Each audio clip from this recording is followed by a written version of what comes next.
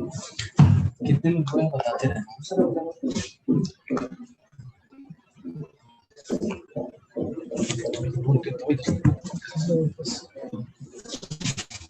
Start कर live.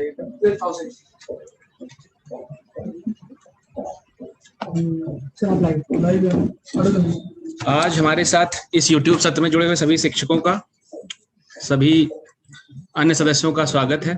मैं राज्य परियोजना कार्यालय की तरफ से रोहित त्रिपाठी आप सभी का स्वागत करता हूं। आज अभी हम देख रहे हैं कि लगभग 15,000 के करीब शिक्षक हमारे साथ जुड़े हुए हैं। इन सभी शिक्षकों में कुछ नवचयनित शिक्षक भी होंगे, कुछ हमारे शिक्षक जो ARP SRG की भूमिका में हैं वो भी हमारे साथ जुड़े हुए हैं। सभी शिक्षकों के को ये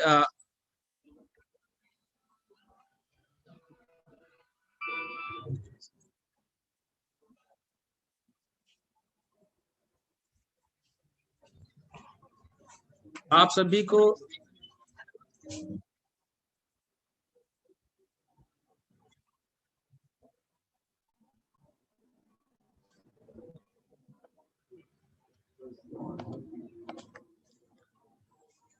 जी, तो आप सभी को ज्ञात है कि विभाग द्वारा शिक्षा की गुणवत्ता की बात हो या जो भवनों का अवस्थापना सुविधाओं का एक कायाकल्प हो या शिक्षकों की अवस्थापनाओं, सभी विषयों पर बराबर ध्यान देते हुए कई ऐसी योजनाएं शुरू की गई हैं, ऐसे कार्यक्रम शुरू किए गए हैं जो पहले कभी नहीं हुए थे। अगर हम अवस्थापना सुविधाओं की बात करें तो सभी जो हमारे विद्यालय हैं उनको 14 पैरामीटर संतृप्त करने की बात की जा रही है। आप सभी अगर प्रधान शिक्षक की भूमिका में हैं तो आप सभी अपने विद्यालय में, अपने ग्राम पंचायत में प्रधान से, या अभी पंचायत का कार्यकाल खत्म हो गया है, ADO के स्तर से कायाकल्प के माध्यम से अपने विद्यालयों को संतृप्त करने का प्रयास कर रहे हैं। दूसरी ओर मिशन प्रेरणा जो कार्यक्रम है, इसके तहत कैसे सभी बच्चों को गुणवत्तापूर्ण शिक्षा दी जाए, इसके विभिन्न आयामों पर काम करते हुए सभी बच्चों को प्रेरक बालक बालिकाएं विद्यालयों को प्रेरक विद्यालय तथा अपने ब्लॉक को एक प्रेरक ब्लॉक बनाने का संकल्प कर उसमें जुटे हुए हैं।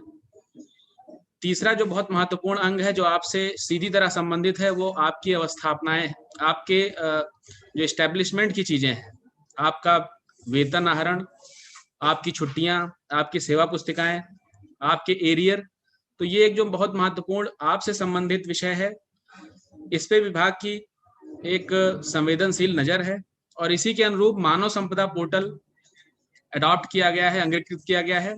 और आप सभी को ज्ञात है कि मानव संपदा पोर्टल 2017 से विभाग में लागू किया गया है। यह राज्य सरकार के सभी विभागों में सभी कर्मियों के लिए लागू किया जा चुका है, लेकिन बेसिक शिक्षा विभाग के आज लगभग 6 लाख कर्मचारी, सभी शिक्षक, शिक्षा मित्र, अनुदेशक, सभी अधिकारी इस मानव संपदा पोर्टल पे पंजीकृत हो चुके हैं। और मानव संपदा पोर्टल की कई सारी जो इसके गतिविधियां हैं, इसको हम लोगों ने अडॉप्ट ही नहीं किया, उसमें राज्य स्तर में सभी विभागों से भी अच्छा काम किया है। चाहे वो छुट्टियों की बात हो, चाहे वो ऑनलाइन वेतन करने की बात हो, चाहे सेवा पुस्तिकाओं को सभी एंट्रीज इसमें डालने की बात हो, सभी में बेसिक शिक्षा विभाग अग्रणी रहा है। तो आज इस सत्र में हम आपसे कुछ प्रैक्टिकल बातें करेंगे कि कैसे मानव संपदा पोर्टल में शिक्षकों का क्या रोल है, उनको अपनी छुट्टियां का आवेदन कैसे करना है, क्या क्या सावधानियां रखनी है, हेडमास्टर्स को क्या करना है, पोर्टल पे क्या चीजें की जा सकती हैं, ऐप में क्या चीजें की जा सकती हैं, इसमें हम लोग बात करेंगे। क्या अंतर है दोनों में, पोर्टल में और ऐप में क्या अंतर है, ये भी हमारे कुछ अभी जो शिक्षक शिक्षिकाएं हैं जो कि काफी जो पुराने लोग हैं, जो लगभग रिटायरमेंट के करीब हैं, उनको कुछ इन चीजों में समस्याएं भी आती हैं कि पोर्टल क्या है और ऐप क्या है, उनको कई बार नहीं पता चलता है। तो जो इसका प्रायोगिक पहलू है, इस पे हम लोग आज बात करेंगे। दूसरे पक्ष जो हम देख रहे हैं, तो इस कार्यक्रम के अंत में हम लोग दीक्षा पे बात करेंगे। आप सभी परिचित हैं कि दीक्षा ऐप के माध्यम से आप सभी ने कई सारे शिक्षक प्रशिक्षण में भाग लिया है, चाहे वो निष्ठा का कार्यक्रम हो जो पिछली बार आपने ऑनलाइन किया, ऑफलाइन किया था, इस बार आपने ऑनलाइन निष्ठा दीक्षा ऐप पे किया है। इसके अलावा आपको एक QR कोडेड पॉकेट बुकलेट दी गई थी जिसमें आपको जो प्रशिक्षण कोर्स थे जो 31 मार्च तक पूरे करने थे, उनको भी आपने प्रशिक्षण दीक्षा ऐप पे किया है। इसके अतिरिक्त दीक्षा ऐप पर बच्चों के लिए जो सामग्री है उसका अंगीकरण कैसे किया जाए, उसको कैसे अधिकाधिक देखा जाए, दिखाया जाए, इस पे भी प्रैक्टिकल बातें करेंगे, क्योंकि वह पक्ष थोड़ा सा कमजोर चल रहा है। शिक्षक शिक्षिकाओं को जो प्रशिक्षण लेना होता है उसमें तो वो अग्रणी रूप से भाग ले रहे हैं, लेकिन कहीं ना कहीं जो बच्चों के लिए जो सामग्री दीक्षा ऐप पे डाली गई है, उसका अंगीकरण, उसका प्रचार प्रसार, उसको देखने वाले बच्चों की संख्या अभी उतनी नहीं बढ़ी है। तो इस पे हम लोग बात करेंगे। तो शुरुआत करते हुए मानव संपदा पोर्टल पर, अगर मैं पोर्टल कहता हूं तो इसका मतलब मैं आपको देशी भाषा में समझाता हूं। पोर्टल का अर्थ हुआ कि यदि आप किसी कंप्यूटर पे या किसी टैबलेट पे या अपने फोन पे आप किसी वेब ब्राउजर में, जैसे क्रोम ब्राउजर में, उसमें आप एक वेब एड्रेस डालते हैं ehrms.upsdc.gov.in, उसके बाद आप खोलते हैं तो उसका आपका पोर्टल खुल के आता है, उसको आप कहते हैं कि मैंने पोर्टल खोला है। तो ये पोर्टल खोल करके कैसे उसमें क्या क्या करना है ये हम लोग आप लोग को दिखाने वाले हैं।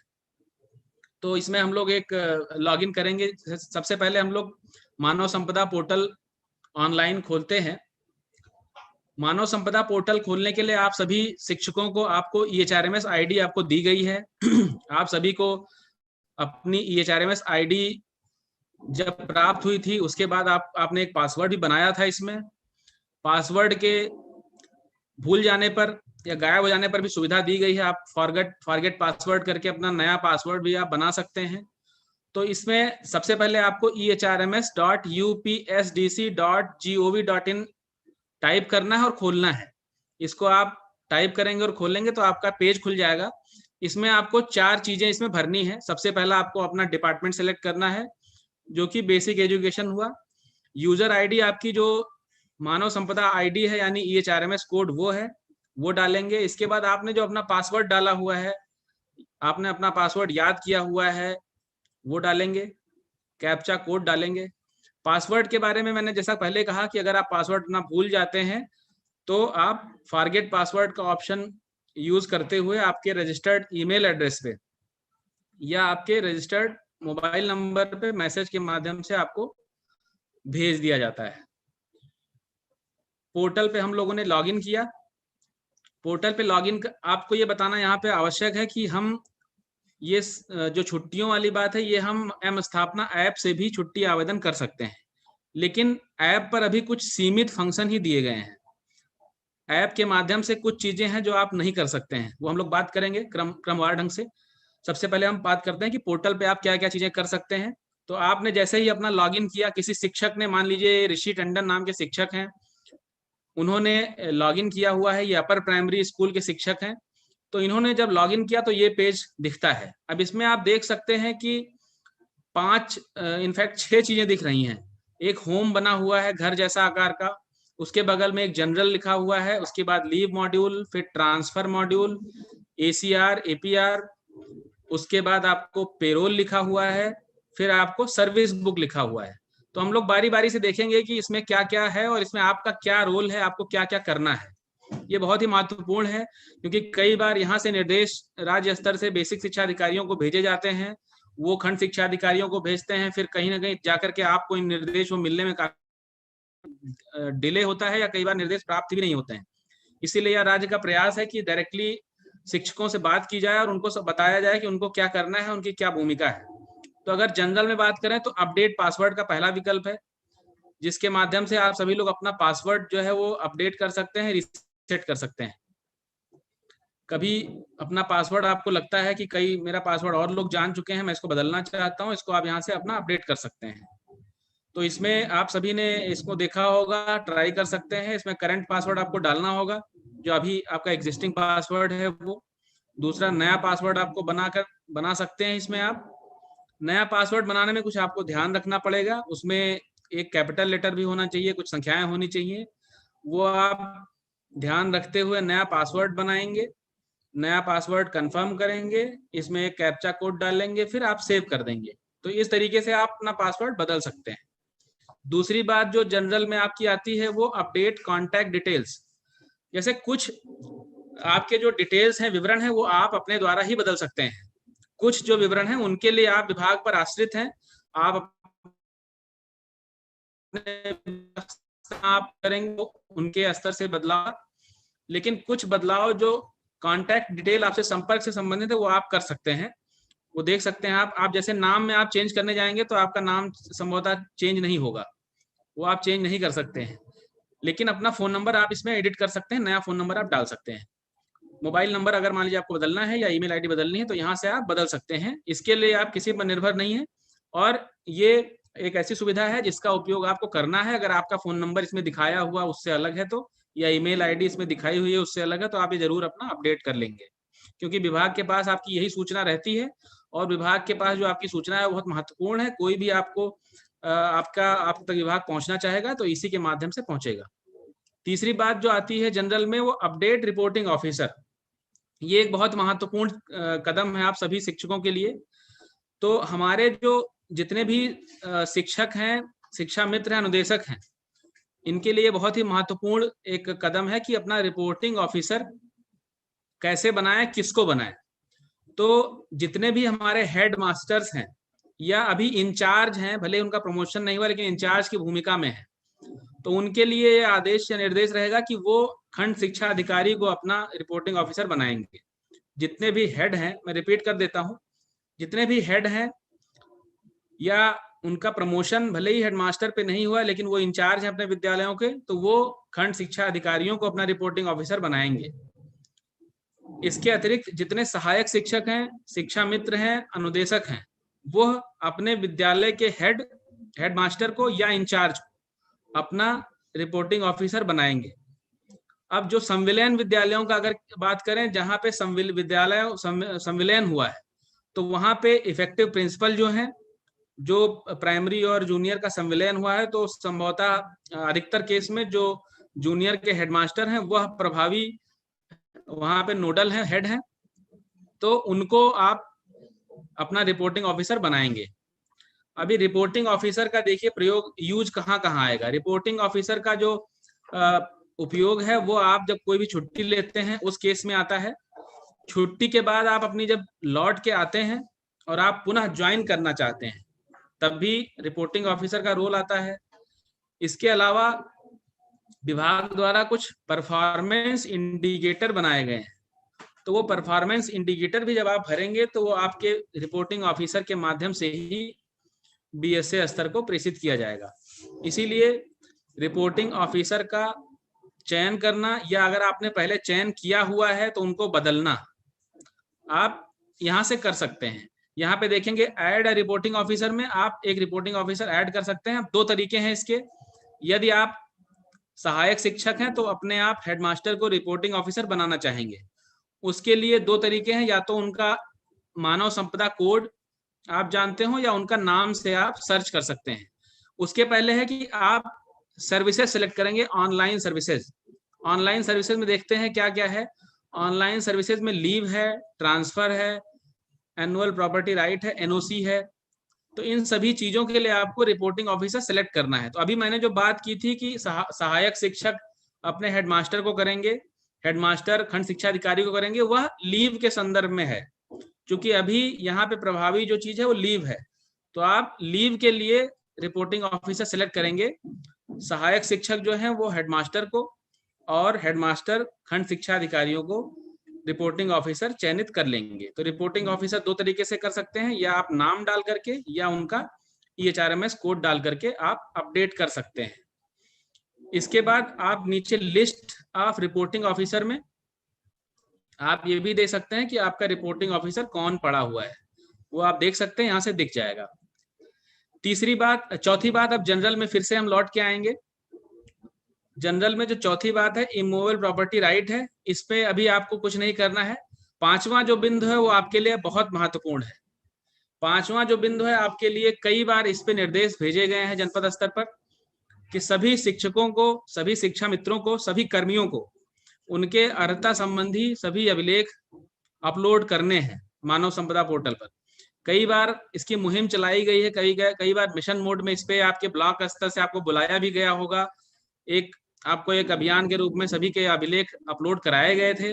लेकिन अभी भी कुछ संख्या ऐसी है शिक्षकों की या शिक्षा मित्र अनुदेशकों की जिनके अभिलेख अभी अपलोडेड नहीं है, और ये बहुत महत्वपूर्ण शासनादेश इस बारे में आया है कि अगर 31 मार्च के बाद जिसके अभिलेख अपलोड नहीं होते हैं तो उनको कहीं ना कहीं विभाग और जो जांच एजेंसियां हैं वो संदेह की दृष्टि से देख रही हैं।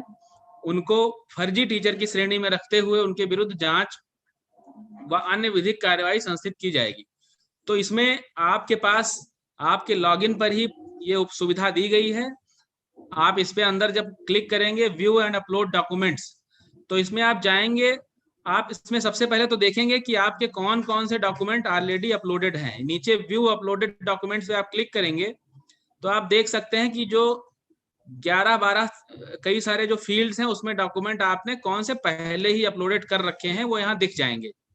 तो सबसे दाहिनी तरफ जो इसमें फाइल और एक्शन लिखा हुआ है, इसमें आपके जो डॉक्यूमेंट बहुत पुराने आपने अपलोड कर रखे थे विभाग द्वारा, उनको संग्रहित कर दिया गया है। यानी वहां पे लाल रंग में आपको लिख के आ रहा है आर्काइव्ड।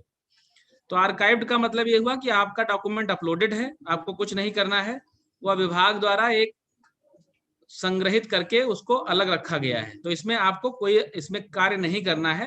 आपका डॉक्यूमेंट का सारा विवरण लिखा हुआ है, उसका नंबर क्या था, रोल नंबर, इशू डेट सारा लिखा हुआ है। आप इसको चेक कर सकते हैं, अगर कोई गलती हो तो आप डिलीट कर सकते, दोबारा इसको अपलोड भी कर सकते हैं।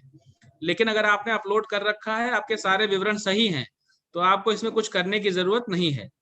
अब अगर मान लीजिए इसमें से आपने देखा कि मेरा कोई एक डॉक्यूमेंट जो कि महत्वपूर्ण है मैंने अपलोड नहीं कर रखा है, सपोज करिए आपने अपना हाई स्कूल का सर्टिफिकेट अपलोड नहीं कर रखा है, तो इसकी सुविधा के लिए आपको फिर ऊपर जाना पड़ेगा। तो ऊपर जब आप जाएंगे तो इसमें अपलोड डॉक्यूमेंट में प्लस का निशान है, वहां पे आप क्लिक करेंगे तो इसमें पूछ रहा है कि ये डॉक्यूमेंट जो आप अपलोड करना चाहते हैं एजुकेशनल है या अदर है। तो जैसे आप 10th की मार्कशीट या डॉक्यूमेंट की बात हुई तो वो एजुकेशनल डॉक्यूमेंट है। अगर वो पैन कार्ड होता तो आप अदर पे करते। तो इसके बाद आप यहाँ इसको सेलेक्ट करेंगे, अपना क्वालिफिकेशन का नाम लिखेंगे। कई जगह परीक्षा आती है कि मैंने बीपीएड किया हुआ है, मेरा बीपीएड इसमें नहीं दिख रहा है, तो उसको बीएड की श्रेणी में भी डाल दीजिए आप। उसके बाद बाकी फील्ड्स और भरने हैं। एनरोलमेंट रोल नंबर ये भरना मैंडेटरी है, जिसमें लाल स्टार लगा हुआ है आपको अवश्य भरना है। उसके बाद सारे फील्ड्स भरते हुए आपको चूज फाइल करेंगे और आप अपलोड कर देंगे। तो इसमें आप पीडीएफ भी अपलोड कर सकते हैं और जेपीजी फाइल भी। ये काम आप जब अपलोड करेंगे तो आपके लैपटॉप में जहां आपने सेव कर रखा है यहाँ से अपलोड हो जाएगा। इसके बाद नीचे आएंगे और एक जो सबमिट है, सबमिट कर देंगे तो आपका ये अभिलेख अपलोड हो जाएगा। तो मैं रिक्वेस्ट करूंगा, अनुरोध करूंगा सभी शिक्षकों से कि जिनके, या आप चेक कर लें अपना पोर्टल पे लॉगिन करते हुए, जिनके जो डॉक्यूमेंट अभी भी जो उनके अर्हता संबंधी हैं अपलोड नहीं किए हैं उन लोगों ने, ये तत्काल प्रभाव से अपलोड कर दिए जाएं। ये इसके लिए आपको आपके खंड शिक्षा अधिकारी भी निर्देशित करेंगे। फिर से हम लोग वापस लौटेंगे जनरल में, सभी जो फील्ड है हमने बात कर ली। इसके बाद आपका जो बहुत महत्वपूर्ण है लीव मॉड्यूल, इस पे बात करेंगे। तो लीव मॉड्यूल आप सभी जानते हैं इसमें दो जो बहुत महत्वपूर्ण लिंक हैं, एक है माई लीव, दूसरा है अदर्स लीव। तो देखिए माई लीव भी सभी के लिए है और अदर्स लीव जो है वो केवल जो हेड हैं या इंचार्ज हैं उनके लिए होगा। माई लीव में अगर आप जाएंगे इसका मतलब हुआ जो आपको छुट्टियां अपने खुद की आवेदन करनी है, या उसका बैलेंस देखना है, या अपने जो आवेदन किया है उसका स्टेटस देखना है, या आपने पहले कोई छुट्टी अगर आवेदन की हो तो उसको कैंसिल करना है। या उसके बाद महत्वपूर्ण चीज आती है लीव अर्ली ज्वाइनिंग। ये एक नई चीज आपको लग रही होगी। इसका अर्थ ये हुआ कि आप यदि कोई छुट्टी लेते हैं आकस्मिक अवकाश के अलावा, यदि आप मैटर्निटी लीव लेते हैं, यदि आप बाल देखभाल अवकाश लेते हैं, यदि आप मेडिकल लीव लेते हैं, तो उसके बाद जब आप लीव से लौटेंगे तो आपको एक ज्वाइनिंग ऑनलाइन करनी पड़ती है। या अगर आपकी छुट्टी खत्म होने से पहले आप लौट रहे हैं तो आपको यहाँ से अर्ली ज्वाइनिंग करनी पड़ती है। तो इन सब के बारे में हम लोग एक एक करके बात करेंगे। अदर्स लीव में मैं बता दूं, अदर्स लीव अगर कोई हेडमास्टर है या खंड शिक्षा अधिकारी हैं उनको भी दिखता है। अगर वो देखना चाहें कि उनको किसने अपनी छुट्टी भेजी है, वो सारी चीजें इसमें दिखेंगी। कितनी छुट्टियां उनकी पेंडिंग हैं, कितनी उन्होंने डिस्पोज कर दी, ये सारी चीजें इसमें दिखेंगी। तो हम लोग पहले माई लीव में बात करेंगे कैसे अप्लाई किया जाता है छुट्टियां। तो छुट्टी अप्लाई करने के लिए आप सभी लोग अप्लाई लीव में जाते हैं। लीव अप्लाई में आपको 3-4 चीजें उसमें डालनी पड़ती हैं। सबसे पहला, किस तरह की लीव आप लेना चाहते हैं। मान लीजिए आप कैजुअल लीव लेना चाहते हैं तो आप उसमें कैजुअल लीव सेलेक्ट करते हैं। रिपोर्टिंग ऑफिसर, ध्यान दीजिएगा, रिपोर्टिंग ऑफिसर यहाँ पे बहुत महत्वपूर्ण है, मैं दोबारा इसको आपको याद दिला दूं। सभी जो सहायक शिक्षक हैं, कई बार ये देखा जा रहा है कि सहायक शिक्षक डायरेक्टली बीएसए को अपनी छुट्टियां भेज दे रहे हैं। कई बार सहायक शिक्षक डायरेक्टली पीओस को अपनी छुट्टियां भेज दे रहे हैं कैजुअल लीव, जो कि गलत है। सहायक शिक्षक हमेशा प्रधान शिक्षक को ही अपना रिपोर्टिंग ऑफिसर बनाते हुए और उनको अपनी छुट्टियां भेजेंगे। अगर वो छुट्टी प्रधानाध्यापक के अधिकार क्षेत्र में है तो वह स्वीकृत करेगा, अन्यथा वह आगे बीओ को फॉरवर्ड कर देगा। ये पूरी प्रक्रिया का पालन किया जाना है। तो लीव में अप्लाई करते समय कौन सी छुट्टी आप लेना चाहते हैं। अर्न लीव के बारे में बताना चाहूंगा मैं कि हर 1 साल की सर्विस में आपको एक ईएल मिलती है। हालांकि पोर्टल पे आपको कई बार दिखता है 300 दिन का ईएल आपको बैलेंस दिखता है, या कई बार आपको अगर ब्लॉक में अपडेट नहीं हुआ है तो 0 दिन का दिखता है। इस संबंध में आप अर्न लीव अप्लाई कर सकते हैं जितनी आपकी सर्विस हुई है। खंड शिक्षा अधिकारी स्तर पर उसको देखेंगे, वो वेरीफाई करेंगे कि क्या वास्तव में आपकी उतनी सेवा हुई है, आप उतनी अर्हता रखते हैं उतनी छुट्टियों की। यदि आप रखते हैं तो वो खंड शिक्षा अधिकारियों द्वारा उसका स्वीकृत किया जाएगा। कैजुअल लीव आप सभी वाकिफ हैं, ये बहुत ही प्रचलित छुट्टी है। साल में 14 दिन की छुट्टी मिलती है आपको कैजुअल लीव। इसको आप अप्लाई करने के लिए, मान लीजिए कैजुअल लीव अप्लाई करते हैं आप, तो इसमें आपको जिस दिन से आप छुट्टी ले रहे हैं वो दिन करना है। आप एक चीज और इम्पॉर्टेंट मैं आपको बता देना चाहूंगा सभी शिक्षकों को, जो हाफ लीव है ये शिक्षकों के लिए एप्लीकेबल नहीं है। कई बार कई खंड शिक्षा अधिकारी और बीएसए प्रश्न पूछते हैं कि क्या 0.5 सीएल दे है, तो शिक्षकों को परिषदीय, चूंकि आप परिषदीय कर्मचारी हैं, आपको दे नहीं है, तो आप इसको 0.5 सीएल अप्लाई नहीं करेंगे। तो मान लीजिए आपने 1 दिन की छुट्टी यहाँ पे अप्लाई करना चाह रहे हैं। इसके बाद जो 6वां बिंदु है और 7वां बिंदु है, ये आप लोगों को कई बार कंफ्यूजन लगता होगा कि ये क्या है और क्यों है। जो 6वां बिंदु है और 7वां बिंदु है, इसका महत्व यह है कि जब आप छुट्टी से लौट के आएंगे या छुट्टी पे जाने से पहले आपकी अगर कोई छुट्टी पड़ रही है, संडे पड़ रहा है, तो आप इसमें अगर लिख देंगे तो आपकी जो ज्वाइनिंग होगी, जब आप ऑनलाइन ज्वाइनिंग की रिक्वेस्ट करेंगे, जैसे मान लीजिए 15 तारीख को मैंने अवकाश लिया, 16 को मान लीजिए संडे है, तो अगर आप इसमें भर देंगे कि 16 को संडे था, लीव सफिक्स में 7वें कॉलम में, तो आपकी जो ज्वाइनिंग रिक्वेस्ट वो 17 को एक्सेप्ट कर लेगा। नहीं तो वो 16 को ही आपका 16 को वो पूछेगा आपसे कि 16 का आपका क्या स्टेटस है, जबकि 16 की आपकी एक संडे का अवकाश है। इसीलिए ये 2 कॉलम बनाए गए हैं कि यदि आप जो अवकाश ले रहे हैं उसके पहले अगर कोई संडे पड़ रहा है या कोई मान लीजिए गजेटेड हॉलीडे पड़ रहा है, होली, दिवाली, दशहरा, वो आप इसमें भर सकते हैं। दूसरा, छुट्टी का जो आप पीरियड है उसके बाद अगर कोई अवकाश पड़ रहा है तो वो आप भर सकते हैं। उसके बाद जो ग्राउंड आपने लिखा, यानी जिस आधार पर आप छुट्टी ले रहे हैं, अपना व्यक्तिगत कारण आपका हो सकता है, स्टेशन लीव परमिशन आपको भरनी है, एड्रेस भरना है, चूज फाइल में अपना कोई एप्लीकेशन आपको अपलोड करना है और सबमिट कर देना है। तो ये हुई कैजुअल लीव अप्लाई करने की प्रक्रिया। अब कुछ शिक्षक सोच रहे होंगे कि जब हम एम स्थापना ऐप से सीएल अप्लाई करते हैं तो हमें सिर्फ फ्रॉम और टू सेलेक्ट करना पड़ता है, ये सफिक्स और प्रीफिक्स नहीं सेलेक्ट करना पड़ता है। तो थोड़ा सा अभी अंतर है, कुछ समय बाद एम स्थापना ऐप पे भी ये सारी चीजें आएंगी, तो जो थोड़ा अंतर है वो धीरे से खत्म हो जाएगा। लेकिन अभी ये थोड़ा अंतर पोर्टल पे और ऐप पे विद्यमान है। यहाँ से आप सबमिट करेंगे तो आपकी छुट्टी आपके रिपोर्टिंग ऑफिसर को चली जाएगी। अगली बात आती है आपकी कैजुअल लीव के बाद अन्य छुट्टियां। तो जैसे ही कैजुअल लीव का आपका एप्लीकेशन प्रोसेस है, वैसे ही अन्य है। अगला लेकिन महत्वपूर्ण जो 2 और छुट्टियां हैं, वो एक मेडिकल अवकाश है और दूसरा सीसीएल है। तो मेडिकल की अगर बात करें तो मेडिकल अवकाश में आप सभी के काफी सुधार विभाग द्वारा किया गया है। पहले आप सभी को मेडिकल लेने के लिए बहुत ही समस्याएं थी।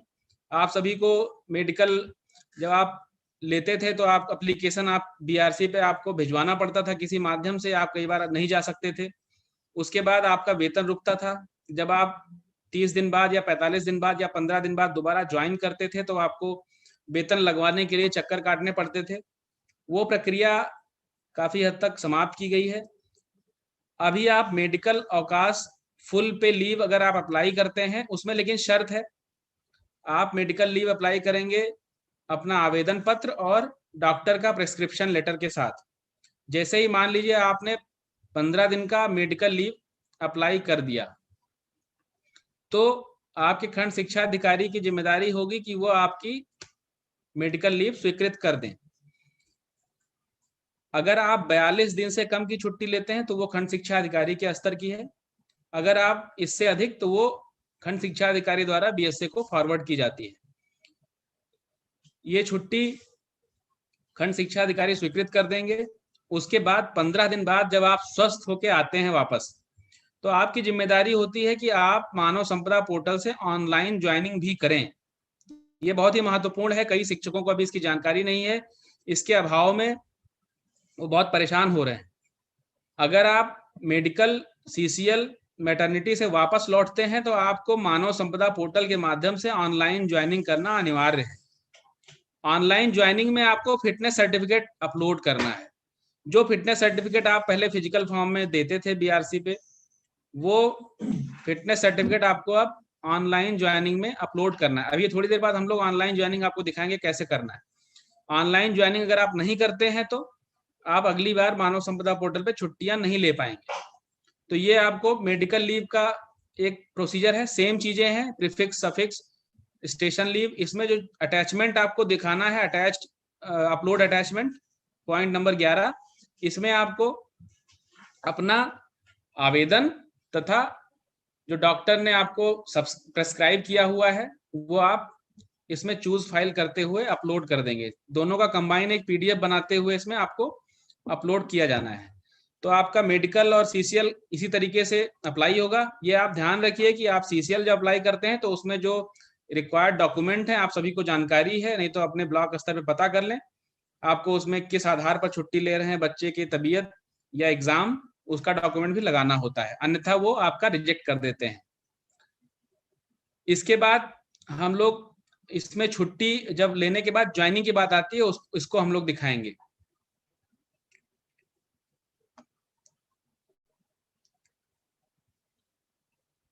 अच्छा, दूसरा इसमें आप सभी ये परिचित हैं, व्यू बैलेंस आप देख सकते हैं ऊपर जो दूसरा है व्यू बैलेंस, जिसमें आपके सारी छुट्टियां दिखाई गई हैं, कितनी छुट्टियां आपकी बची हुई हैं। तो यहाँ पे एक चीज और ध्यान रखनी है कि कुछ छुट्टियां जो हैं वो परिषदीय शिक्षकों के लिए नहीं होती हैं, तो वो हटा दी गई थी, स्टडी लीव हटा दी गई थी। बाकी कुछ छुट्टियां जो आपके लिए हैं वो आप अवेल कर सकते हैं, अप्लाई कर सकते हैं और उसको खंड शिक्षा अधिकारी द्वारा अप्रूव कर दिया जाएगा। यहाँ पे एक और महत्वपूर्ण बात आती है कुछ ऐसे शिक्षक हैं जिनका अभी लीव बैलेंस अपडेट नहीं किया गया है, तो उनका बैलेंस 0 दिखाता है, यानी ब्लॉक स्तर से उनकी छुट्टियां अभी अपडेट नहीं की गई हैं। ऐसे शिक्षकों को तत्काल अपने बीआरसी पर संपर्क करना है और अपनी सभी छुट्टियां अपडेट करा लेनी है। ये चीज खंड शिक्षा अधिकारियों से भी विभाग ने मांगा है कि कितने ऐसे शिक्षक हैं जिनका आपने लीव बैलेंस अपडेट नहीं किया है, अपडेट नहीं किया है। ये भी पोजीशन विभाग द्वारा मांगी गई है कि कुछ शिक्षकों का विद्यालय के अभिलेखों में जो छुट्टी उन्होंने ली थी वो सर्विस बुक में अंकित नहीं थी। ऐसे शिक्षक भी निकल के आए हैं जिन्होंने विद्यालय अभिलेख के अनुसार 500 छुट्टियां ले रखी हैं, सर्विस बुक में सिर्फ 50 छुट्टियां चढ़ी हैं और मानव संपदा पोर्टल पे सिर्फ 30 छुट्टियां चढ़ी हैं। तो ये खंड शिक्षा अधिकारी स्तर से इस पे कार्रवाई हो रही है। जो सही लोग हैं और गलत दोनों तरीके के लोग हैं, कुछ लोग अपनी छुट्टियां जानबूझकर नहीं चढ़वा रहे हैं, उनको निर्देश रहेगा अपनी छुट्टियां आप सही करवा लें मानव संपदा पोर्टल पर, अन्यथा आपकी भी जवाबदेही इसमें फिक्स होगी। इसके बाद माई लीव में तीसरी चीज जो आती है वो एप्लीकेशन स्टेटस। तो जो आपने छुट्टी का आवेदन किया है वह अभी कहाँ पे है, किस स्तर पे है, वो आप यहाँ से देख सकते हैं। जैसे हर छुट्टी जो आप आवेदित करते हैं उसका एक रेफरेंस नंबर होता है, लीव रेफरेंस नंबर, जो कि बहुत महत्वपूर्ण डॉक्यूमेंट एक संख्या है। आप सभी लोग इस बात की भी जानकारी रखते होंगे कि आजकल जो अधिकारी आपके विद्यालयों में निरीक्षण पे आ रहे हैं, अगर आप विद्यालय में अनुपस्थित हैं, अगर आप छुट्टी लेकर के अनुपस्थित हैं, तो आपका ये लीव रेफरेंस नंबर प्रेरणा ऐप पर मांग कर संबंधित अधिकारी द्वारा भरा जा रहा है। अतः आप सभी को ये लीव रेफरेंस नंबर जब आप छुट्टी आवेदन करें तो अपने विद्यालय को जरूर सूचित करा दें, ताकि आपकी अनुपस्थिति में कोई अधिकारी अगर निरीक्षण करता है तो ये लीव रेफरेंस नंबर उसके द्वारा पोर्टल पे प्रेरणा इंस्पेक्शन ऐप में भर दिया जाएगा और वहां से सिस्टम चेक कर लेगा कि क्या आपने छुट्टी आवेदित की है, आपकी छुट्टी अस्वीकृत तो नहीं कर दी गई है। और जो शिक्षक बिना सूचना के या बिना किसी आवेदित छुट्टी के एब्सेंट हैं तो उनका EHRMS कोड उस अधिकारी द्वारा अंकित किया जाएगा। EHRMS कोड भी आप सभी अपने जितने भी कर्मचारी हैं विद्यालय में उनका कहीं ना कहीं रजिस्टर में या कहीं अंकित करवा दीजिए विद्यालय में ही, ताकि जितने भी कार्यरत शिक्षक शिक्षिकाएं हैं उनका EHRMS कोड विद्यालय स्तर पर अवश्य उपलब्ध रहे। तो आप यहाँ से अपने लीव रेफरेंस नंबर के सापेक्ष अपना छुट्टी का स्टेटस देख सकते हैं। इसमें देखिए लीव स्टेटस में एक जगह पेंडिंग है, एक जगह अप्रूव्ड है। तो जो अप्रूव्ड छुट्टी है यानी वह स्वीकृत हो चुकी है, उसमें आप जब प्रिंट के तरफ आएंगे तो वहां पे आप इसको क्लिक करके इसका एक लीव ऑर्डर भी निकाल सकते हैं।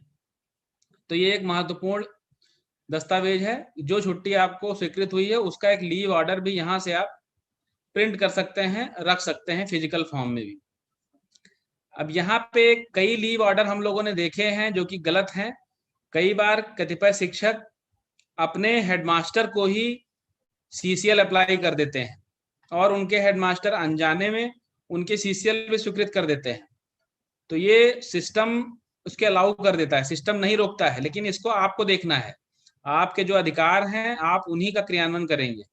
आपका अधिकार एज अ हेड टीचर ये नहीं है कि आप CCL या मेडिकल शिक्षकों की स्वीकृत करें।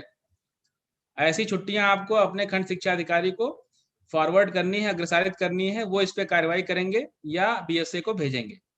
तो ये आपकी लीव की स्टेटस आप लोगों ने देख लिया, छुट्टियों की स्थिति आपने देख ली। इसके बाद माई लीव में जो इंपॉर्टेंट है कैंसिल लीव। अगर आप कोई छुट्टी आवेदित करते हैं लेकिन आपको लगता है कि आपको उसको चेंज करना है, आप उसको बदलना चाहते हैं, आप छुट्टी नहीं लेना चाहते हैं, तो आप यहाँ से कैंसिल भी कर सकते हैं। आप इसको कैंसिल, सपोज करिए एक जो छुट्टी थी कैजुअल लीव वो इन्होंने अप्लाई की थी नीचे वाली, इन्होंने इसको कैंसिलेशन रिक्वेस्ट डाला है, कैंसिलेशन रिक्वेस्ट इसमें नहीं डाल सकते। इसके अलावा जो कैंसिल पहला वाला है जिसमें लीव पेंडिंग है, इसको आप कैंसिल करेंगे तो इसमें डायरेक्टली आपकी लीव कैंसिल हो जाएगी। तो लीव कैंसिल आप तभी करें यदि आपका समय बाकी है, आपने छुट्टी को उपभोग कर ली है तो उसमें आप लीव कैंसिल का यूज ना करें। माई लीव में जो अगली चीज है वो है आपकी लीव अर्ली ज्वाइनिंग। तो लीव अर्ली ज्वाइनिंग और इसके नीचे ही एक सेंड ज्वाइनिंग रिक्वेस्ट है, इसमें थोड़ा सा अंतर है। जो लीव अर्ली ज्वाइनिंग है इसका मतलब हुआ अगर आपकी छुट्टी खत्म होने से पहले ही आप चाहते हैं मैं ज्वाइन कर लूं, उसका विकल्प यहाँ मिलता है। इसको फिर से बता दूं कि लीव अर्ली ज्वाइनिंग है या ज्वाइनिंग रिक्वेस्ट है, ये आपका CL के केस में नहीं है। CL के अलावा कोई छुट्टी आप लेते हैं, मैटरनिटी लीव, CCL, मेडिकल, तो आपको ये ज्वाइनिंग मानव संपदा पे जरूर करनी है लौट के, नहीं तो अगली बार आप मानव संपदा पे छुट्टी नहीं ले पाएंगे। तो लीव अर्ली ज्वाइनिंग ये कहता है कि अगर आप किसी छुट्टी पर गए हैं, मान लीजिए आपने मेडिकल लिया था, तो यहाँ पे आप लीव रेफरेंस नंबर को ही डालेंगे। लीव रेफरेंस नंबर जब आप डालेंगे तो छुट्टी का आपको विवरण दिखेगा। तो उसमें अगर आप जिस तारीख से ज्वाइन करना चाहते हैं उसको आप उस डेट से दोबारा ज्वाइन कर सकते हैं। तो बची हुई जो छुट्टियां हैं, मान लीजिए आपने 15 दिन का मेडिकल अवकाश लिया था, लेकिन आप 10 दिन बाद सोचते हैं कि मैं ज्वाइन कर सकता हूं, डॉक्टर ने आपको फिट घोषित कर दिया है, तो आप लीव अर्ली ज्वाइनिंग में आप रिक्वेस्ट करेंगे और आपका रिक्वेस्ट जिस अधिकारी ने मेडिकल सैंक्शन किया था उसी अधिकारी द्वारा लीव रिक्वेस्ट अप्रूव की जाएगी। ये जैसे ही वो अधिकारी अप्रूव करेगा आपकी बची हुई छुट्टियां यानी 5 दिन आपके मेडिकल के खाते में स्वतः जुड़ जाएंगे। इसीलिए यह बहुत महत्वपूर्ण है आप सभी के लिए। इसके बाद माई लीव में जो सेंड ज्वाइनिंग रिक्वेस्ट, ये आपकी प्रक्रिया है, ये आपको हर बार करनी है जब भी आप मेडिकल, CCL या मैटरनिटी लीव से लौट के आएंगे। इसमें 4 चीजें हैं। पहला है सेंड ज्वाइनिंग रिक्वेस्ट, दूसरा है ज्वाइनिंग स्टेटस पेंडिंग, अगर आप कोई रिक्वेस्ट कर चुके हैं उसका स्टेटस दिखाएगा। तीसरा है ज्वाइनिंग स्टेटस अप्रूव्ड। चौथा है सेंड लीव ज्वाइनिंग रिक्वेस्ट। तो आपको चौथे पे काम करना है, सेंड लीव ज्वाइनिंग रिक्वेस्ट। इसमें मान लीजिए आप किसी छुट्टी से आए हैं, आप मेडिकल लीव से आए हैं, मेडिकल लीव आपने पूरी अपनी अवेल कर ली है 15 दिन की। उसके बाद आप ज्वाइन करेंगे विद्यालय, आप अपना विवरण भरेंगे, आप अपना ज्वाइनिंग डेट भरेंगे, रीजन भरेंगे, चूज फाइल में अगर आप मेडिकल के बाद आए हैं तो फिटनेस सर्टिफिकेट अपलोड करेंगे। यहाँ के बाद इसको आप सेव करेंगे। सेव करते ही आपके रिपोर्टिंग ऑफिसर को ये चला जाएगा। रिपोर्टिंग ऑफिसर यानी अगर आप सहायक शिक्षक हैं तो आपके हेडमास्टर को चला जाएगा। हेडमास्टर का उत्तरदायित्व होता है कि वो इसे खुद स्वीकृत नहीं करेंगे, ये खंड शिक्षा अधिकारी को भेजेंगे। खंड शिक्षा अधिकारी स्तर से या बीएसए स्तर से लीव ज्वाइनिंग एक्सेप्ट हो जाएगी। एक्सेप्ट होते ही संबंधित कर्मचारी को एक मैसेज प्राप्त होगा। मैसेज में लिखा रहेगा कि आपकी ज्वाइनिंग जो है स्वीकृत की जा चुकी है और विद्यालय में भौतिक रूप से आप ज्वाइन हो जाएंगे। तो ये प्रक्रिया आपको अवश्य करनी है, अन्यथा अगली बार आप छुट्टी लेना चाहेंगे तो सिस्टम आपको अलाउ नहीं करेगा। इसके बाद माई लीव में सारी इंपॉर्टेंट चीजें हमने बात की। लास्ट कैलेंडर है जो कि आपके लिए बहुत महत्वपूर्ण नहीं है। इसके बाद अदर्स लीव आती है। अदर्स लीव नहीं, बात अदर्स लीव में अभी मैंने जैसे बात की कि जो हेडमास्टर्स हैं उनके लिए ये इंपॉर्टेंट है। आपके पास मान लीजिए आपके सहायक शिक्षकों की या अनुदेशकों की या शिक्षा मित्रों की छुट्टियां आती हैं, तो आप क्या करेंगे? हेडमास्टर्स के लिए सबसे महत्वपूर्ण काम है, आप देखते रहिए कि व्यू पेंडिंग रिक्वेस्ट में आप देखते रहिए कि किसने किसने आपको छुट्टियों का आवेदन किया है। तो आप जब व्यू पेंडिंग रिक्वेस्ट देखेंगे तो आपको दिखेगा कि कितने शिक्षकों ने आपको छुट्टी का आवेदन किया है। सहायक शिक्षक होंगे उनमें भी ये कॉलम रहेगा, लेकिन उनमें कोई पेंडिंग रिक्वेस्ट हमें नहीं दिखेगी क्योंकि उनको किसी ने छुट्टी का आवेदन नहीं किया है। तो पेंडिंग रिक्वेस्ट की यहाँ पे सूची दिख जाएगी। क्योंकि ये शिक्षक प्रधान शिक्षक नहीं है या इनको किसी ने छुट्टी आवेदन नहीं किया, इसलिए यहाँ पे नहीं दिखेगा। प्रधान शिक्षकों को जिनको लीव आवेदन हुई है, जो कि किसी के रिपोर्टिंग ऑफिसर है, उनको यहाँ पे दिखेगा।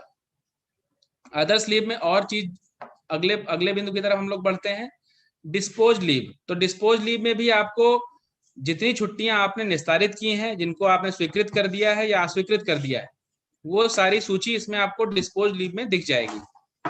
View cancellation request. तो व्यू कैंसिलेशन रिक्वेस्ट मतलब कोई सहायक शिक्षक मान लीजिए अपनी छुट्टी जो आवेदन किया था उसको कैंसिल करना चाहता है। यहाँ पे आप एज ए हेडमास्टर जाकर देख सकते हैं और उसको अप्रूव कर सकते हैं कि ठीक है, आपकी जो लीव कैंसिल था वो अप्रूव कर दिया गया है, यानी कि उस शिक्षक को उतनी छुट्टियां उसके खाते में जुड़ जाएंगी। चौथा जो कि बहुत महत्वपूर्ण है, इसको हम लोग अंदर जाकर के देखेंगे, व्यू ज्वाइनिंग रिक्वेस्ट।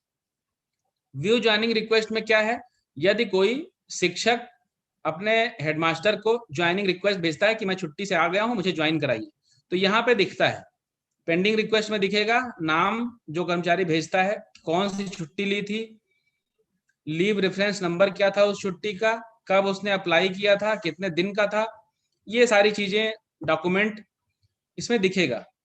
इसके बाद इसमें आपको विकल्प रहेगा एज ए हेडमास्टर कि आप उसको फॉरवर्ड कर दें या इसको एक्सेप्ट भी कर लें या उसको रिजेक्ट कर लें। आपको एक्सेप्ट नहीं करना, आपको फॉरवर्ड करना है खंड शिक्षा अधिकारी को।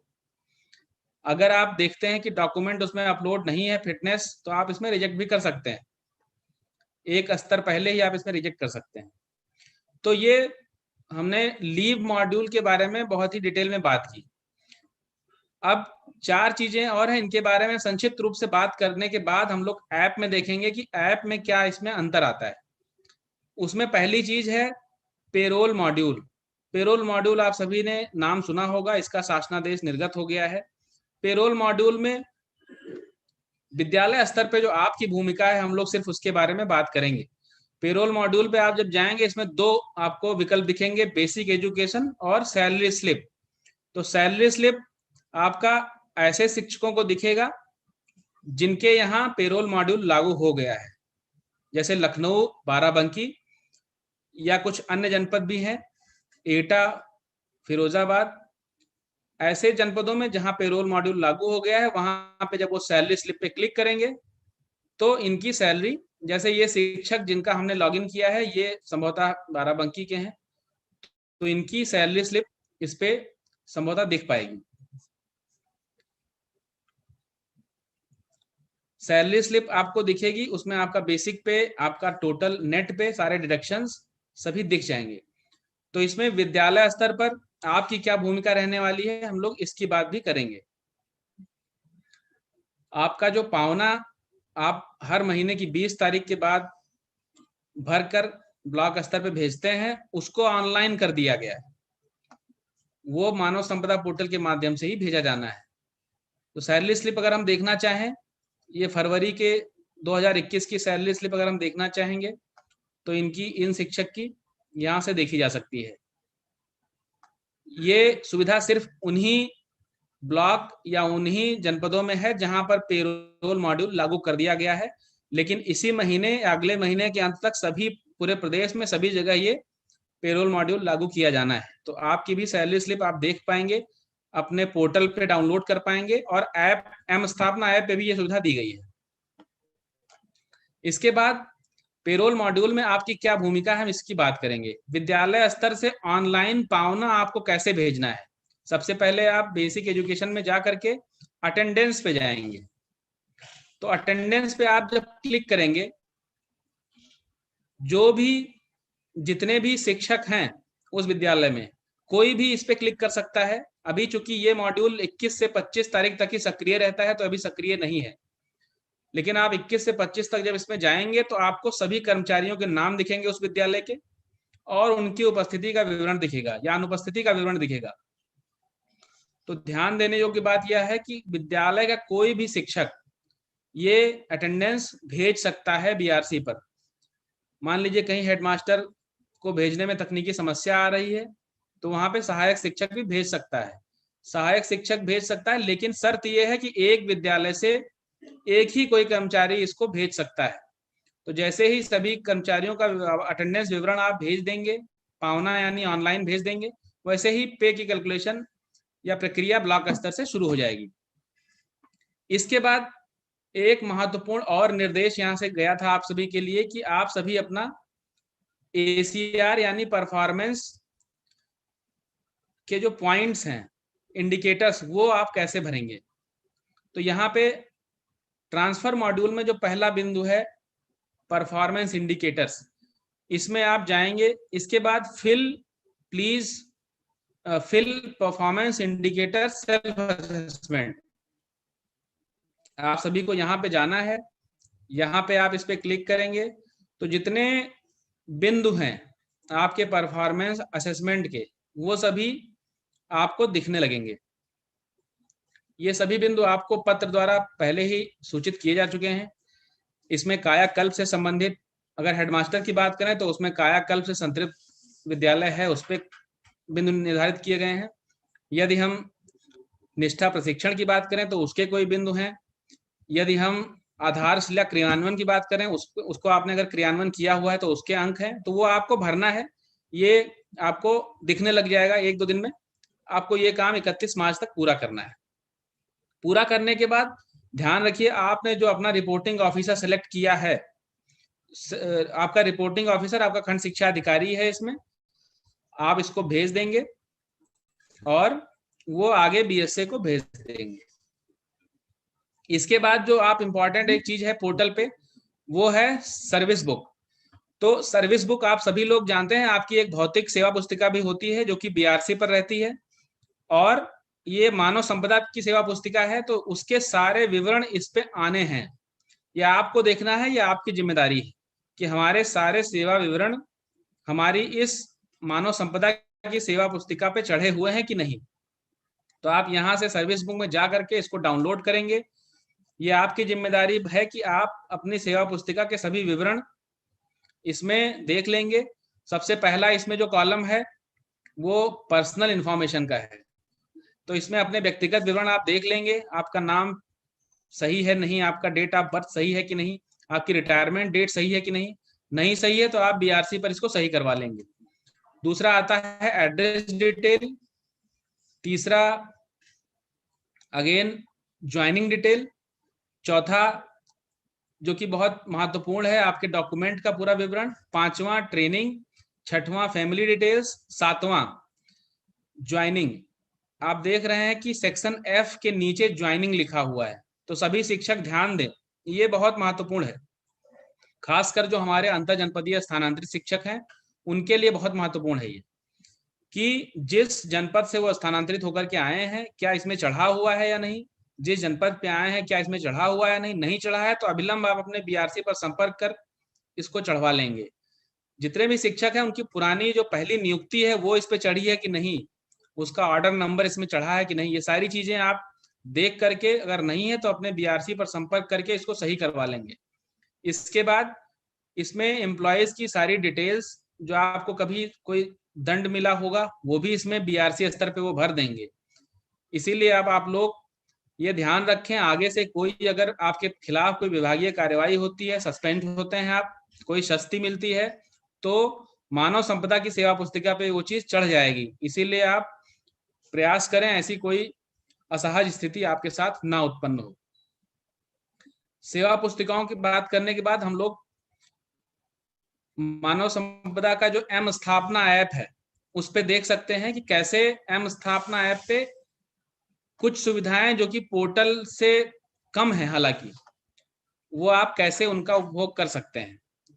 आपने देखा कि पोर्टल पे कम से कम 6 या 7 चीजें हैं जिसमें आप सभी को लॉगिन करने के बाद काम करना है।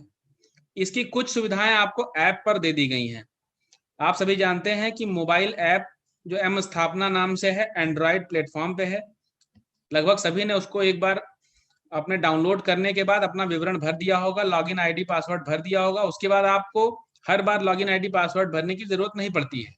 तो इसमें मेनली मुख्यतः 3 चीजें आप अपने ऐप में देख पाते हैं, leave management, salary slip, service book. तो सैलरी स्लिप मैंने बताया जहां पे पेरोल मॉड्यूल सक्रिय है वहीं के लिए है, और लीव मैनेजमेंट आप मुख्यतः 60% से 70% शिक्षक जो छुट्टियां ले रहे हैं वो मोबाइल ऐप एम स्थापना ऐप के माध्यम से ही ले रहे हैं। तो लीव मैनेजमेंट में अगर हम जाते हैं तो इसमें क्या क्या फंक्शंस हैं हम लोग देख सकते हैं। इसमें जो आपका सेट और चेंज रिपोर्टिंग ऑफिसर था जो हमने पोर्टल पे बात की थी वो यहाँ से भी आप कर सकते हैं। अप्लाई फॉर लीव कर सकते हैं आप। अप्लाई फॉर लीव में बेसिक डिफरेंस वही आएगा कि आप सफिक्स और प्रीफिक्स के डेट यहाँ पे आपसे नहीं पूछेगा, ये यहाँ पे आपको एक अंतर दिखेगा। दूसरा, आपको डॉक्यूमेंट अपलोड करने में पहले आपको सिर्फ फोटो इसमें खींचने की सुविधा थी, अब आपको इसमें भी पीडीएफ अपलोड करने की सुविधा दे दी गई है यदि आप मेडिकल या सीसीएल अप्लाई करते हैं तो। इसके बाद चेक स्टेटस की सुविधा यहाँ पे भी है, व्यू लीव रिक्वेस्ट की सुविधा भी यहाँ पर है, ये उनके लिए है जिनको किसी ने लीव आवेदन किया हो। लास्ट, आप लीव बैलेंस भी चेक कर सकते हैं। यहाँ पे ध्यान देने योग्य बात यह है कि ज्वाइनिंग की सुविधा अभी एम स्थापना ऐप पे उपलब्ध नहीं है, जो कि अगले 15 दिन के अंदर उपलब्ध करा दी जाएगी। लेकिन तब तक यह आग्रह रहेगा कि जो शिक्षक छुट्टी लेकर के वापस ज्वाइन कर रहे हैं वो पोर्टल के माध्यम से ऑनलाइन ज्वाइनिंग अवश्य कर लें। ऑनलाइन ज्वाइनिंग मेडिकल, सीसीएल तथा मैटरनिटी के बाद पोर्टल के माध्यम से अवश्य करें, अन्यथा अगली बार छुट्टी का आवेदन नहीं कर पाएंगे। इसके बाद एम स्थापना ऐप से आप सेवा पुस्तिकाएं भी देख सकते हैं अपनी, पूरा नहीं उसके संक्षिप्त कुछ विवरण देख पाएंगे। इसमें आपका बेसिक जो इन्फॉर्मेशन है, पर्सनल डिटेल, एड्रेस डिटेल्स और एजुकेशनल डिटेल्स, ये इतनी इन्फॉर्मेशन आप एम स्थापना ऐप पर भी देख सकते हैं। तो समय के साथ एम स्थापना ऐप को और समृद्ध किया जाएगा तथा पोर्टल के जितने भी फीचर हैं ये प्रयास रहेगा कि आपके एम स्थापना ऐप पर आ जाएं। तो ये मानव संपदा पोर्टल पे आपको क्या क्या करना है, शिक्षक के रूप में या हेडमास्टर के रूप में आपकी क्या भूमिका होगी, इस पे हमने चर्चा की।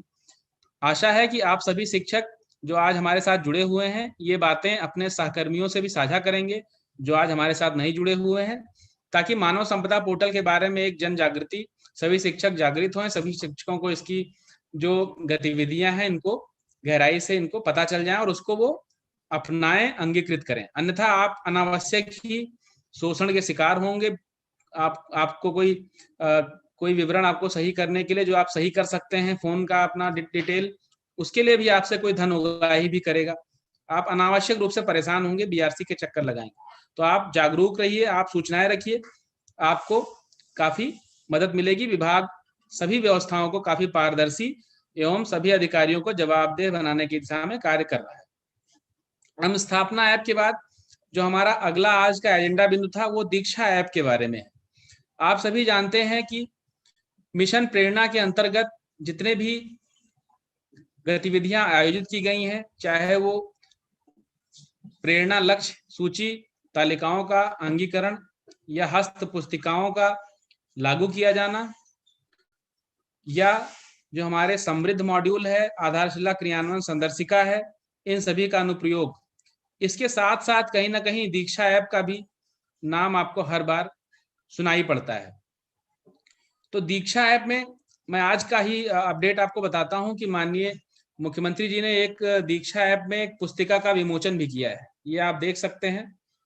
तो ये आपके जो शिक्षकों की टीचर के लिए हैंडबुक बनाई गई है, क्यूआर कोड इसमें है, इसमें क्यूआर कोड है। क्यूआर कोड जो है आप स्कैन करते हैं और स्कैन करते हुए आप सभी को जिस टॉपिक का वो क्यूआर कोड है वहां तक आपको दीक्षा ऐप ले जाता है। अभी कई निरीक्षण में जो हमारी टीम्स जाती हैं राज्य स्तर से, उनको ये पता चला कि क्यूआर कोड के बारे में शिक्षकों को ज्यादा ज्ञान नहीं है। कई शिक्षक तो बहुत सक्रिय हैं, उनको बहुत जानकारी है। यहाँ तक कि कई शिक्षकों द्वारा तो दीक्षा पर जो कंटेंट बनाया गया है वो शिक्षकों द्वारा ही बनाया गया है।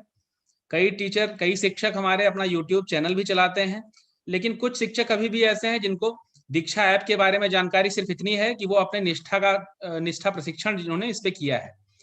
लेकिन इससे हट करके दीक्षा ऐप के बारे में और विविधताएं हैं, और भी बहुत इसके डायमेंशंस हैं, वो हम लोग एक एक करके बात करते हैं। तो सबसे पहला जो दीक्षा ऐप में आप सभी को जानकारी होनी चाहिए कि कैसे हम लोग किसी कंटेंट पर पहुंच सकते हैं। पाठ्य पुस्तक दीजिए। तो आप सभी शिक्षकों को पता है ये हमारी पाठ्य पुस्तकें हैं। हमारी पाठ्य पुस्तकों के प्रत्येक चैप्टर में आप देख सकते हैं, ये मैं जान रहा हूं कई शिक्षकों को ये सारी चीजें पता है, लेकिन कई शिक्षकों को ये चीजें जानकारी नहीं है। ये जो बना हुआ है इसको क्यूआर कोड कहते हैं। तो कई शिक्षकों को जानकारी नहीं है, आप सभी जान लें। सभी जो हमारे पाठ्य पुस्तकें हैं उसमें ये क्यूआर कोड बना रहता है।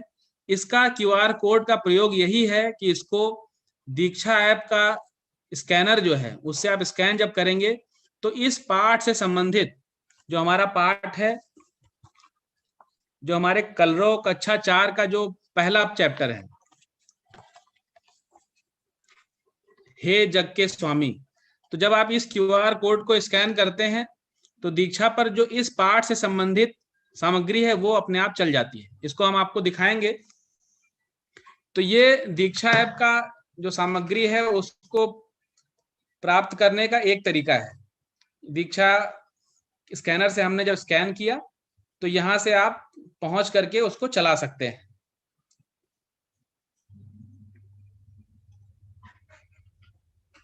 आपको संभवतः इसकी आवाज नहीं सुनाई पड़ेगी, लेकिन आप देख करके ही समझ जाएंगे कि ये बच्चे हैं, ये इस पाठ को पढ़ रहे हैं, इस कविता को पढ़ रहे हैं, और ये किसी शिक्षक द्वारा ही बनाया गया है।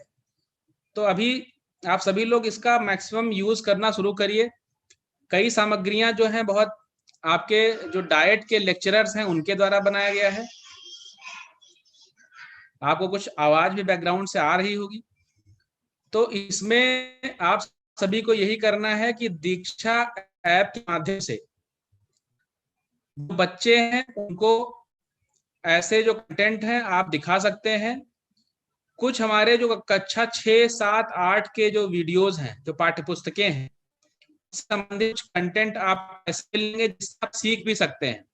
आप शिक्षक की भूमिका में भी इस ऐप का यूज करके आप जिस पाठ को मान लीजिए कल पढ़ाने जा रहे हैं आप देख लें, तो आप सीख सकते हैं कि उस पाठ को पढ़ाने के अन्य क्या तरीके हो सकते हैं।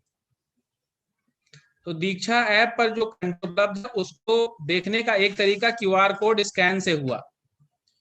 दूसरा तरीका यह भी है कि दीक्षा ऐप में आप कोई चीज सर्च कर सकते हैं। उसमें आप लिखेंगे कोई टॉपिक और वो टॉपिक का कंटेंट आपको एक सीरीज बन के आएगी, एक सूची बन के आएगी जिससे आप देख सकते हैं।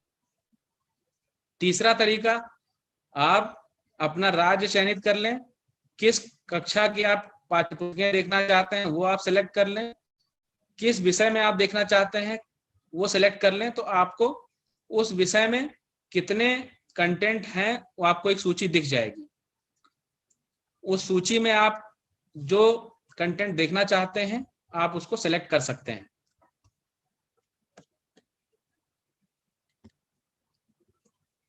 मान लीजिए हमने नेचुरल नंबर लिखा, सर्च करने में नेचुरल नंबर लिखा, तो नेचुरल नंबर से संबंधित जितने भी टॉपिक्स हैं, जितने भी कंटेंट हैं, चाहे वो आपने बनाए हों या किसी अन्य राज्य के हैं, वो भी आ जाएंगे। तो उनको आप यहाँ से प्ले कर सकते हैं, चला सकते हैं।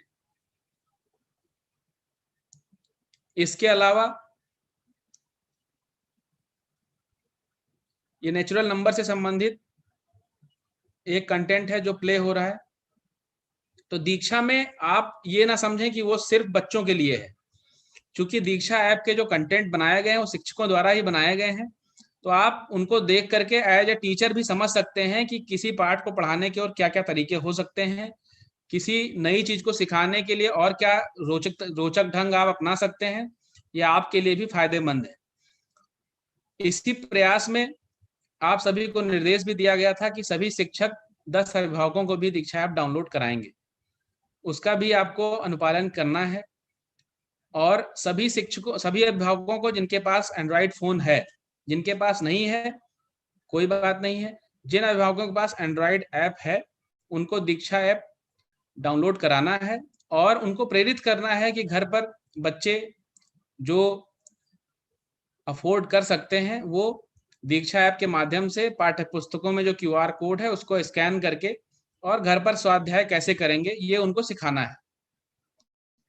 इसके अलावा जो विद्यालयों में जहाँ पे स्मार्ट क्लासेस हैं, जहाँ पे समुदाय के माध्यम से स्मार्ट टीवी दी गई है, वहां पर भी उन स्मार्ट क्लासेस में, उस स्मार्ट टीवी में दीक्षा ऐप के कंटेंट आप डाउनलोड करते हुए पेन ड्राइव के माध्यम से भी चला सकते हैं। कई शिक्षकों ने बहुत अच्छी तरीके से इसका उपयोग किया है। बहराइच जनपद के शिक्षकों ने किया है, जनपद गोरखपुर में भी इसका उदाहरण मिलता है। अन्य कई जनपद जिनका मैं नाम नहीं ले पा रहा हूं, उन्होंने अपने स्मार्ट कक्षाओं को स्थापित किया है तथा वहां पर जो दीक्षा ऐप के कंटेंट हैं उसको डाउनलोड करते हुए अपनी कक्षाओं में उसको पठन पाठन में प्रयोग किया है। दीक्षा ऐप के जो दूसरा पक्ष है उससे आप भली भांति परिचित हैं, जो शिक्षकों का प्रशिक्षण है। आप सभी ने निष्ठा के 18 मॉड्यूल का प्रशिक्षण दीक्षा पे किया है, उसका सर्टिफिकेट आपको मिला है और इससे आप भली भांति परिचित हैं। तो इन्हीं दो बातों के अनुसार आज के हमारे जो दोनों टॉपिक थे, मानव संपदा पे शिक्षकों का क्या रोल है और दीक्षा ऐप के बारे में कुछ प्रायोगिक चीजें हमने बात की। आशा है कि आप सभी लोग इससे लाभान्वित होंगे और अपने सभी साथी शिक्षकों को के मध्य इन बातों का प्रचार प्रसार करेंगे। नमस्कार।